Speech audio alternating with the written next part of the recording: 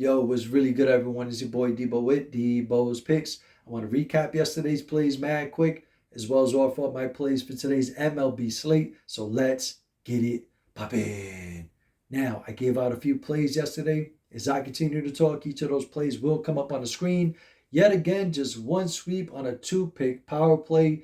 And yes, we missed out on what could have been multiple sweeps if it wasn't for Colin Ray. We had him going over 4.5 strikeouts. Eventually got bumped up to 5 even. Going up against the Minnesota Twins, who ranked number 1 in striking out the most against righty pitchers in the MLB. What happened? Well, first 2 innings looked very promising. Picked up a quick 3 Ks. I'm like, yo, we got this one. We just need 2 more for the rest of the game. What happens? He just picks up 1 more strikeout after that, and that was it for us. Got touched up as the game went on, so much so that his pitch count got pretty high, and they gave him the early hook. He could have went 6, but like I said, his pitch count got pretty high. So that was it for us. So then we move on to the later games. Very disappointing outcome with Luis Castillo. I'm going over his pitcher fan score.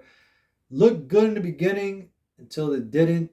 Towards, I think, the 5th or 6th inning, he got touched up a bit, gave up a couple of runs, and that was it for us. So that took away the dub, which is 6 points. So he did get the quality start. He got only 6 Ks. We also took his strikeout prop at a 7 to go over. That looked promising as well in the beginning, but he kind of, like I said, got touched up as the game went on. Walked a lot of batters too, so his pitch count was getting up there as well. And that's the issue with Luis Castillo. Luis Castillo can get wild a bit, lose control of his pitches, and walk a few batters and get that pitch count up to where he doesn't last too long into the game. But the matchup was still really good against Miami. Just never came to be. And then lastly, Glasnow got touched up against Oakland early on. Literally, I think in the 2nd inning. Gave up 3 runs right off the bat. So he was in the negative. After that, though, came up strong as I expected him to be for the entire game. Not for 3/4 of it, if you will. Started striking out batters, finished with 6, finished strong, but it was too little too late, man. That 2nd inning really hurt us. So that was it for us. So definitely disappointing outcomes from both of those guys in the late games. But I want to forget about that and move on. And with that said, I want to offer up my plays for today's MLB slate. I'm not going to get into too much detail as to why I'm picking these players. So I'm going to let them just pop up as I talk right now. I'm definitely touching up on those hot dogs. As you see, I'm definitely high on Taj Bradley going over strikeout prop at 6. If you look at the books right now, you got him sitting at 5.5, slightly juiced to go over. The matchup, I don't care if he gets touched up or not. That's why I'm not going to mess with his fantasy score.